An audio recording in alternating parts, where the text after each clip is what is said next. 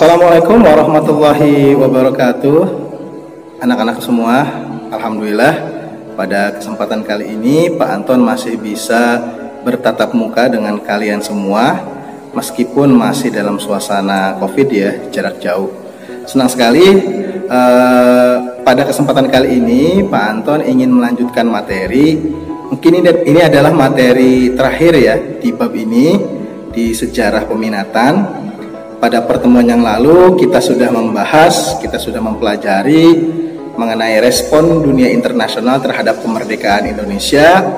Kita sudah banyak hal ya mempelajari, mulai dari bagaimana sih ya upaya bangsa Indonesia untuk mendapatkan pengakuan dunia internasional, negara-negara mana saja yang sudah support ya terhadap kemerdekaan kita. Kemudian kita juga sudah mempelajari respon PBB terhadap kemerdekaan kita, sikap Belanda, kemudian proses-proses perundingan yang dilewati atau dilalui bangsa Indonesia, mulai dari perundingan Linggarjati, ya kan, perundingan Renville, Rumroyen, dan dampak-dampaknya bagi Indonesia baik keluar maupun kondisi internal bangsa kita. Nah, hari ini atau pada kesempatan kali ini kita akan mempelajari mengenai konferensi meja bundar. Jadi konferensi meja bundar merupakan perundingan terakhir ya kita dengan pemerintah Belanda. Ini bisa dikatakan perundingan terakhir, di mana di situ Indonesia akhirnya bisa dikatakan banyak mendapatkan kemajuan dan dampaknya bagi bangsa Indonesia sangat besar sekali.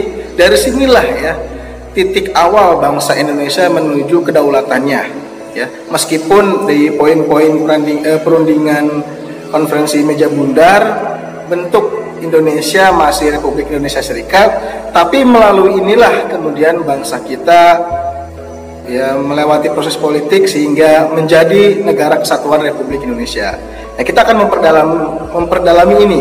Sebetulnya bagaimana sih isi dari konferensi meja bundar? Untuk selengkapnya bisa kalian saksikan video berikut ini. Komunikasi dengan pemerintah kolonial Belanda sebetulnya sudah dimulai dari pertemuan konferensi inter-Indonesia ya, Hoge Valuwe, konferensi Malino, dan akhirnya beranjak ke perjanjian Linggarjati pada tahun 1946, perjanjian Renville tahun 1948, perjanjian Rumroyen 1949. Kemudian dari hasil poin dari perjanjian Rumroyen ini ada salah satu poinnya yaitu melaksanakan konferensi meja bundar. Jadi KMB ini merupakan hasil dari konferensi atau pertemuan Rumroyen ya. Jadi pertemuan Rumroyen ini adalah merupakan suatu reaksi karena pemerintah kolonial Belanda kan melakukan sebuah pelanggaran internasional ya, yaitu agresi militer 2. Sebelumnya juga melakukan pelanggaran internasional juga kan, agresi militer 1, kemudian dikecam dunia internasional, kemudian Australia, India juga mengecam, membantu Indonesia, kemudian PBB pun akhirnya mulai membantu terlibat dalam proses perundingan itu. Kemudian Belanda juga melakukan kesalahan yang sama, yaitu melakukan agresi militer 2. Nah, ini yang menyebabkan Indonesia menjadi sangat ya didukung oleh dunia internasional termasuk PBB. Jadi ini adalah bisa dikatakan kesalahan pemerintah Belanda ya. Sikap tidak sabarnya ya, sikap ambisiusnya ingin menguasai Indonesia secara konfrontasi maksud saya. Ini justru malah menimbulkan kerugian bagi pemerintah Belanda itu sendiri dan menyebabkan keuntungan bagi bangsa Indonesia, karena menjadi sebab Indonesia masuk ke perundingan-perundingan yang kemudian menguntungkan bagi bangsa Indonesia. Ya, ini adalah hasil perundingan Rumroyen ya. Yang pertama, Soekarno dan Muhammad Hatta kembali ke Yogyakarta dari pengasingan. Karena kan ketika agresi militer 2, Yogyakarta kan dikuasai kan. Kemudian para pendiri bangsa kita, Soekarno, Hatta, Haji Agus Salim, dan beberapa tokoh lainnya kemudian ditangkap, diasingkan ke Bukit Tinggi. Walaupun demikian, sebelumnya memang pemerintah Indonesia sudah mengantisipasi hal tersebut, sehingga Presiden Soekarno mengirimkan telegram ya kepada Syarifuddin Prawiran-Negara yang ada di Bukit Tinggi untuk mengantisipasi supaya Republik Indonesia tetap eksis, tidak sampai hilang ya dari peta internasional. Kemudian gencatan senjata antara Belanda dan Indonesia. Dan nomor 4 ini dilaksanakannya KMB di Den Haag, Belanda. Jadi itulah hasil dari perundingan Roem-Royen yang adalah kemajuan bagi bangsa Indonesia, sehingga kita menuju proses perundingan selanjutnya di Belanda, di Den Haag, yang kemudian ini ya akan memberikan banyak sekali keuntungan, walaupun sebetulnya hasil dari KMB itu masih belum sesuai dengan cita-cita 17 Agustus 1945. Namun dari situlah langkah awal bangsa Indonesia semakin solid, kemudian menjadi cikal bakal tahun 50 ya lahirnya NKRI. Oke, Indonesia akhirnya masuk dalam perundingan konferensi meja bundar. Sebagaimana saya katakan, jadi konferensi meja bundar merupakan kesepakatan Roem-Royen. Nah, ini hanya info saja ya. Kalau kalian baca bukunya Muhammad Rum, Karir Politik dan Perjuangan, di situ disebutkan tujuan dari KMB sebenarnya adalah untuk menyelesaikan sengketa antara Indonesia dan Belanda seadil-adilnya dan secepat mungkin. Ya, jadi agar status Indonesia jelas nih, ya kita kan memperjuangkan kemerdekaan Indonesia. Apakah kita masih bergabung dengan Belanda atau kepisah dengan Belanda ya? Faktanya memang pemerintah Belanda masih menginginkan Indonesia menjadi bagian dari Belanda. Bangsa Indonesia memiliki tekad ya.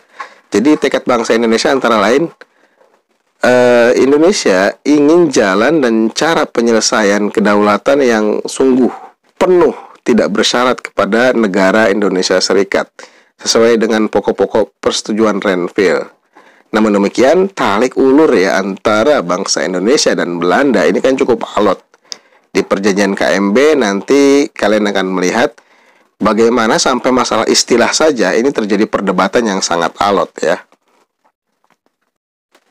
Ya, berikut ini adalah tokoh-tokoh KMB. Ini saya ambil dari Ruang Guru ya, infografisnya. Ada yang kurang satu. Sebetulnya di sini juga ada tokoh dari BFO ya, namanya Sultan Hamid II, yang beberapa bulan yang lalu sempat panas ya Sultan Hamid II ini. Apakah beliau digelari pahlawan atau tidak? Tapi pada pembahasan ini tidak akan dibahas panjang lebar mengenai status beliau ya, Sultan Hamid II. Ya, pada masa KMB ini PBB secara khusus ya membuat lembaga khusus menangani konflik antara Indonesia Belanda, yaitu UNCI. Tokohnya antara lain yang menjadi delegasi PBB Thomas Kingston Churchley. Ini dari Australia ya. Iya, ini adalah hasil dari konferensi meja bundar. Bagaimana hasilnya? Baik, kita baca satu-satu ya. Yang pertama, Belanda mengakui Republik Indonesia Serikat sebagai negara yang merdeka dan berdaulat. Yang kedua, pengakuan kedaulatan dilakukan selambat-lambatnya tanggal 30 Desember 1949. Masalah Irian Barat akan diadakan perundingan lagi dalam waktu 1 tahun setelah pengakuan kedaulatan RIS. Antara RIS dan kerajaan Belanda akan diadakan hubungan Uni Indonesia Belanda yang dikepalai Raja Belanda. Kapal-kapal perang Belanda akan ditarik dari Indonesia dengan catatan beberapa korvet akan diserahkan kepada Republik Indonesia Serikat. Yang keenam, tentara kerajaan Belanda secepat mungkin ditarik mundur, sedang tentara kerajaan Hindia Belanda (KNIL) akan dibubarkan dengan catatan bahwa para anggotanya yang diperlukan akan dimasukkan ke dalam kesatuan TNI. Jadi kalian bisa melihat ya, ini adalah hasil di mana pemerintah Belanda sudah tidak bisa berbuat apa-apa lagi. Namun demikian kalian bisa melihat dari poin-poinnya itu ada masih keinginan ya. Pemerintah Belanda itu menginginkan Indonesia itu tetap menjadi bagian dari mereka. Contohnya, jadi bahasa kasarnya itu kayak nggak ikhlas banget ya. Melihat bangsa kita itu merdeka 100%. Coba lihat. Masih ada upaya untuk mengulur-ngulur waktu. Coba lihat di poin 2, kemudian di poin 3 kalian bisa melihat. Dan faktanya yang poin ketiga ini itu tidak konsisten. Malah pemerintah Belanda mendiamkan saja seperti itu. Kalau seandainya tahun 62 Indonesia itu tidak melakukan operasi Mandala ya, tentunya Irian Barat ini masih dieksploitasi oleh pemerintah Belanda.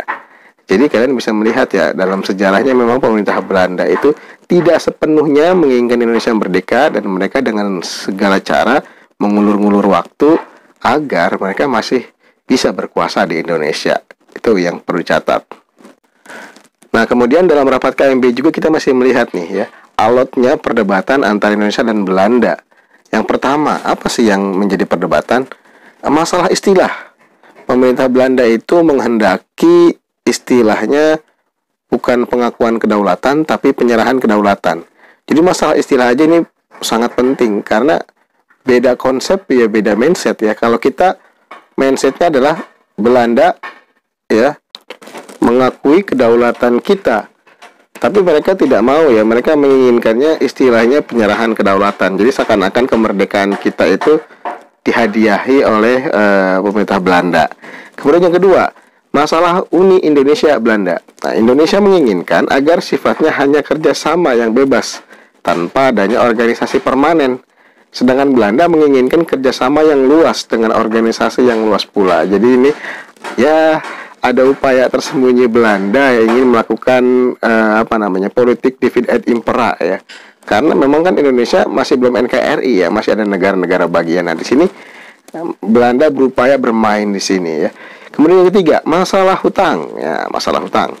Indonesia hanya mengakui hutang-hutang Hindia Belanda sampai menyerahnya Belanda kepada Jepang.